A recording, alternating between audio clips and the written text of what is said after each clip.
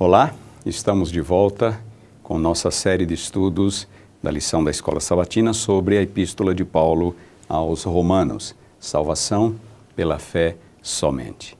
E nesta semana nós estaremos estudando a lição de número 10, intitulada Filhos da Promessa.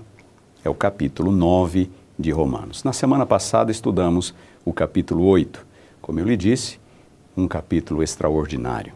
O meu capítulo favorito da Bíblia. Começa com nenhuma condenação e termina com nenhuma separação. Nenhuma separação do amor de Deus. É a solução que Paulo apresenta para aquele conflito, aquela luta de Romanos, capítulo 7, versículos 14 a 24. Eu quero fazer o bem, mas não consigo. Eu me esforço, mas eu caio. O que vai ser de mim?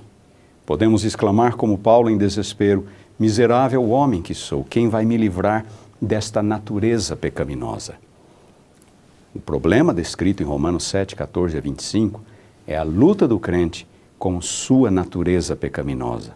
São os pecados involuntários que nós cometemos ao longo da vida. Qual é a solução? A solução é Romanos 8. Nenhuma condenação para os que estão em Cristo Jesus. Cristo tomou o nosso lugar na cruz. Com sua vida santa, Ele condenou o pecado. Com sua morte na cruz, Ele pagou a penalidade do pecado. E se nós o aceitamos pela fé, nenhuma condenação. Apenas uma certeza de que estamos salvos, perdoados em Cristo Jesus. Gememos ainda.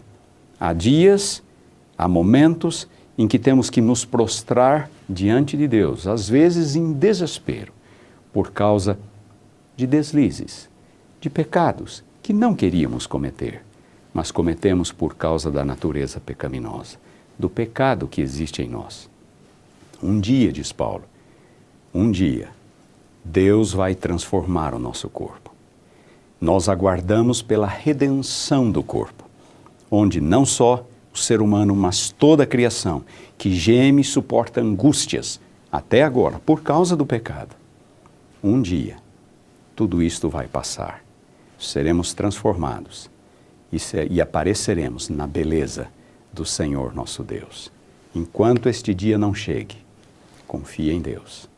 Confie em Jesus, o seu Salvador, o nosso Salvador.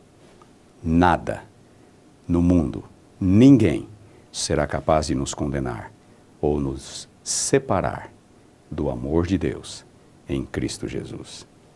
No capítulo 9, o apóstolo Paulo muda completamente o tom da sua abordagem. Na verdade, os capítulos 9 a 11 formam quase que uma unidade, em que o apóstolo vai lidar com o problema dos judeus. Que problema é este? É o fato de que muitos judeus não estavam aceitando o Evangelho, a Jesus como seu Salvador pessoal. Já nos dias de Paulo, o número dos gentios conversos estava superando o número dos judeus crentes em Cristo Jesus. E isto poderia levantar algumas inquietações, algumas dúvidas acerca do plano de Deus. O plano de Deus em ter escolhido Israel deu certo? Falhou? Como fica? Como não fica? E o apóstolo Paulo, um judeu, ele escreve estes capítulos e nós vamos ver nesses capítulos uma profunda angústia, uma profunda preocupação para com os seus irmãos na carne, os seus compatriotas, os judeus. Capítulo 9, versículos 1 a 3. Digo a verdade em Cristo, não minto, diz ele, testemunhando comigo no Espírito a minha própria consciência. E então vem a sua declaração. Tenho grande tristeza e incessante dor no coração, porque eu mesmo desejaria ser anátema, separado de Cristo, por amor de meus irmãos, meus compatriotas, segundo a carne. Esta declaração de Paulo nos lembra aquela experiência de Moisés em Êxodo capítulo 32, quando o povo de Israel se envolveu naquele ato de idolatria com o bezerro de ouro, enquanto Moisés se achava com Deus no Monte Sinai, e Moisés intercedeu pelo povo. Pediu para ser riscado do livro da vida, caso Deus não estivesse disposto a perdoar os israelitas. Paulo exclama praticamente a mesma coisa. Eu mesmo desejaria ser anátema, separado de Cristo, por amor de meus irmãos, meus compatriotas, segundo a carne. Nos versículos 4 a 5, o apóstolo Paulo apresenta o fato de que os judeus poderiam facilmente aceitar o Evangelho. Eles já estavam bem mais adiantados em sua experiência com Deus, em seu conhecimento acerca dos planos de Deus, do que os gentios. São israelitas, pertence-lhes a adoção e também a glória, as alianças, a legislação, o culto, as promessas. Deles são os patriarcas e também deles descende o Cristo segundo a carne, o qual é sobre todos. Deus bendito para todos sempre. Amém. Era a única coisa que faltava para eles, era a aceitação de Jesus como o Messias prometido, o Messias de Israel, aquele que viria para morrer e futuramente para reinar. Eles tinham toda uma história com Deus. A vida dos patriarcas, as revelações de Deus por intermédio de Moisés, toda a história da teocracia, as alianças, as promessas, os profetas, as escrituras. Faltava apenas a aceitação de Jesus Cristo. Mas, infelizmente, como eu disse, já nos dias de Paulo, a maioria dos judeus estava rejeitando o Evangelho. E eles estavam sendo superados numericamente na igreja, na comunidade de fé, pelos gentios. Isto poderia levantar uma dúvida.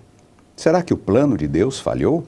E é exatamente sobre isto que ele fala nos versículos 6 a 13. Será que ao escolher Israel, Deus cometeu algum equívoco? Notem os versículos 6 a 8, onde Paulo diz: e não pensemos que a palavra de Deus haja falhado. Ele rejeita esta ideia de que o plano de Deus para com Israel não deu certo, porque nem todos de Israel são de fato israelitas. O problema não é o plano de Deus, o problema é que nem todos os israelitas, ou os judeus, se mostraram fiéis à sua herança. Nem todos de Israel são de fato israelitas. Nem por serem descendentes de Abraão são todos seus filhos, mas em Isaque será chamada a sua descendência. O simples fato de eles serem descendentes de Abraão segundo a carne não lhes garantia a salvação. Assim como Abraão teve 2 filhos, um segundo a carne, Ismael, outro segundo a promessa, Isaque. O simples fato de alguém ser descendente de Abraão segundo a carne não é suficiente para que lhe garanta a promessa. Versículo 3. Isto é, estes filhos de Deus não são propriamente os da carne, mas devem ser considerados como descendência os filhos da promessa. Então, se vários judeus, quem sabe a maioria dos judeus nos dias de Paulo, não estavam aceitando o Evangelho, não é que o plano de Deus falhou. Nem todos os descendentes de Abraão, segundo a carne, são, de fato, herdeiros da promessa. Recebem, de fato, a promessa. Nós temos aqui o contraste, portanto, entre os filhos segundo a carne e os filhos segundo a promessa. É o contraste entre Ismael e Isaque, entre o mais velho e o mais novo. Esaú e Jacó, o mais velho e o mais novo. Judeus e gentios, os mais velhos, os judeus, aqueles que já tinham uma história com Deus, e os mais novos, os gentios. É a ênfase de Paulo neste capítulo. Foi assim com Isaque, que era o mais novo. Foi assim com Jacó, que era o mais novo. Foi assim com os gentios, que eram os mais novos. Estava sendo assim com os gentios. Mas nem por isto o plano de Deus falhou. Deus pode trabalhar com o primogênito ou pode trabalhar com o mais novo. Ele pode trabalhar com Esaú ou com Jacó, com Ismael ou com Isaque, com os judeus ou com os gentios. Na verdade, Deus trabalha com aqueles que aceitam participar de seu plano, que aceitam a sua vontade e se submetem ao seu plano soberano. Se isto estava acontecendo com os judeus, não era problema do plano de Deus. A culpa não era o plano de Deus. O problema era os judeus que, infelizmente, estavam rejeitando o Evangelho. Nos versículos 14 a 18, Paulo insiste neste ponto. Se porventura algum judeu se perder, não é culpa de Deus. Não é o plano de Deus que deu errado. Ele não pode salvar aqueles que rejeitam a sua graça. Deus não pode salvar aqueles que rejeitam a sua graça. A despeito de toda a sua grandeza, de todo o seu poder, de toda a sua soberania, Deus não pode salvar aqueles que voluntariamente, espontaneamente, rejeitam a sua graça, mesmo que seja Israel. Mesmo que tenha toda aquela história, toda aquela herança. Se rejeita a graça, não pode haver salvação. Nos versículos 19 a 29, o apóstolo Paulo vai falar sobre a soberania de Deus. Errou Deus ao escolher a Israel? Este é o tema recorrente deste capítulo 9. Errou Deus ao escolher a Israel? Notem a pergunta retórica de Paulo nos versículos 20 e 21. Quem és tu, ó homem, para discutires com Deus? Porventura, pode o oleiro perguntar a quem o fez, por que me fizeste assim? Ou não tem o oleiro direito sobre a massa para do mesmo barro fazer um vaso para a honra e outro para a desonra? Qual é a ideia de Paulo nestes versículos? A ideia é, quem somos nós para questionar as ações de Deus? Deus escolheu Israel e da parte de Deus ele fez tudo. Que mais se poderia fazer a minha vinha? Pergunta Deus por intermédio do profeta Isaías, capítulo 5 de Isaías. Que mais se poderia fazer? Deus fez tudo. O fato de Israel, ou muitos de Israel, não escolherem, rejeitarem o Evangelho, não é culpa de Deus. E quem somos nós para questionar a Deus por causa disto? É como o barro querendo questionar as ações do oleiro. Mesmo que o Israel nacional haja falhado, o fato de haver um remanescente é suficiente para vindicar as ações de Deus na história, na vida do povo de Israel. Versículo 27, o apóstolo Paulo declara, mas relativamente a Israel, dele clama Isaías, ainda que o número dos filhos de Israel seja como a areia do mar, o remanescente é que será salvo. Quantidade é importante. Deus gostaria que todos se salvassem. A graça de Deus se mostrou salvadora a todos os homens. Diz Paulo em Tito, capítulo 2, versículo 11. Cristo morreu por todos, segundo Coríntios, capítulo 5, versículo 14. Mas, infelizmente, nem todos o aceitam. Deus respeita o livre-arbítrio humano. E a despeito de haver escolhido Israel e de tudo aquilo que Deus fizera por Israel, Deus respeitaria a decisão, a escolha daqueles que estavam rejeitando o Evangelho. Mas um remanescente seria salvo. Um remanescente seria salvo. E notem, o próprio fato de Paulo, um judeu, estar entre os salvos, haver sido alcançado pelo Evangelho, já era suficiente para Paulo afirmar que o plano de Deus não falhara. Ele diz isso no capítulo 11, versículo 1. Pergunto, pois, terá Deus, porventura, rejeitado o seu povo? De modo nenhum, porque eu também sou israelita, da descendência de Abraão, da tribo de Benjamim. A conversão de Paulo era uma evidência de que Deus não rejeitou Israel e de que o seu plano para com Israel não falhara. Mas, é claro, havia muito mais além do próprio apóstolo Paulo. Muitos outros judeus, embora a maioria, talvez, estivesse rejeitando. Nos versículos 24 a 26 e depois versículo 29, o apóstolo desenvolve um pouco mais esta ideia. Ele fala que Deus chamou, Deus tem um povo, não só dentre os judeus, mas também dentre os gentios.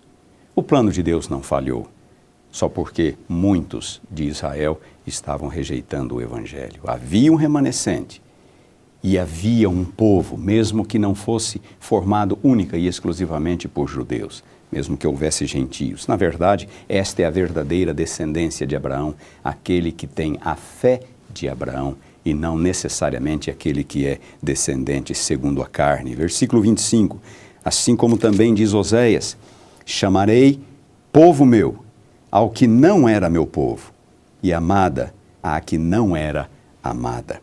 E finalmente, versículo 26, e no lugar em que se lhes disse, vós não sois o meu povo, ali mesmo serão chamados filhos do Deus vivo. Aqui Deus trabalha com aquela experiência dramática vivida pelo profeta Oséias, que foi chamado por Deus para tomar uma esposa dentre as prostitutas e ter filhos com ela. E um de seus filhos se chamaria não meu povo. Outro filho se chamaria meu povo. Assim é a experiência de Deus com seu povo. Alguns não são seu povo. Alguns o rejeitam. Alguns rejeitam a oferta do Evangelho. Isto não faz com que o plano de Deus tenha falhado.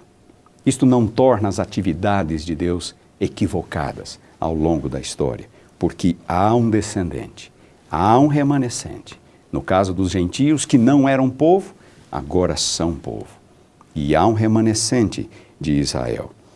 Versículo 29, como disse Isaías, se o Senhor dos exércitos não nos tivesse deixado descendência, ter-nos-íamos tornado como Sodoma e semelhantes a Gomorra. Desapareceriam completamente. Mas Deus deixou uma descendência. Há fiéis entre os judeus. Deus não rejeitou Israel. E há fiéis entre os gentios. E um novo povo começa a ser formado. Um novo povo, com judeus e com gentios. Ambos unidos pela graça, unidos pelo Evangelho. Nos versículos 30 a 33, o apóstolo Paulo explica o que aconteceu com Israel. O porquê que Israel acabou falhando. O Israel nacional. Muitos dentre os judeus, não todos, como diz Paulo. Que diremos, pois? Que os gentios que não buscavam a justificação vieram a alcançá-la. Todavia, a que decorre de fé. E Israel, que buscava a lei de justiça, não chegou a atingir essa lei. Por quê? Pergunta Paulo. A razão, infelizmente, é muito simples.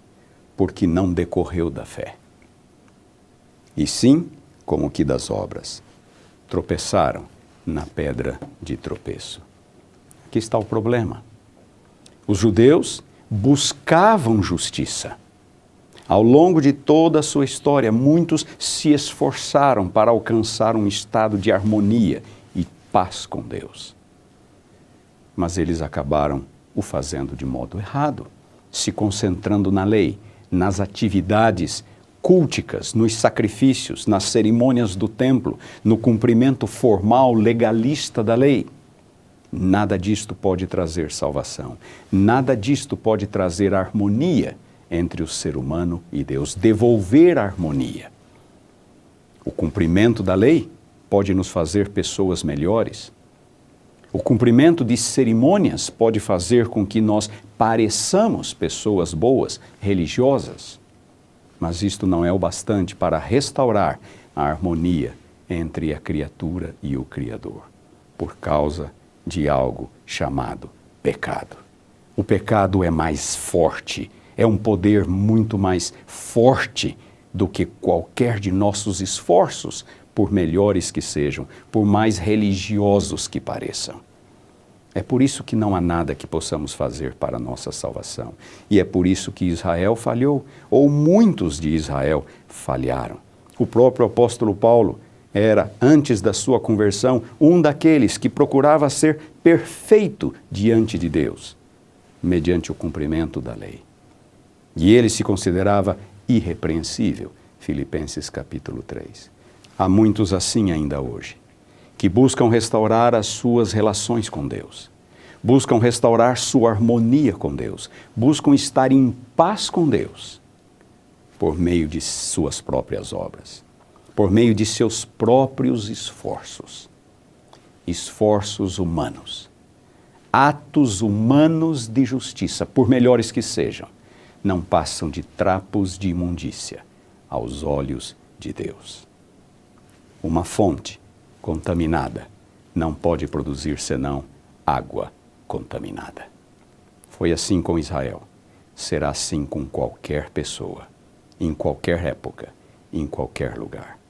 Somente Cristo pode nos reaproximar. Somente Cristo pode restaurar a harmonia entre criatura e Criador. Romanos 5:1. Justificados, pois, mediante a fé, temos paz com Deus. Nenhuma condenação há para os que estão em Cristo. Israel falhou. Muitos dentre os judeus falharam. Mas o plano de Deus não falhou. Há um remanescente. Há um remanescente de Israel, que agora é unido a alguém que não era povo, os gentios. Deus tem um povo.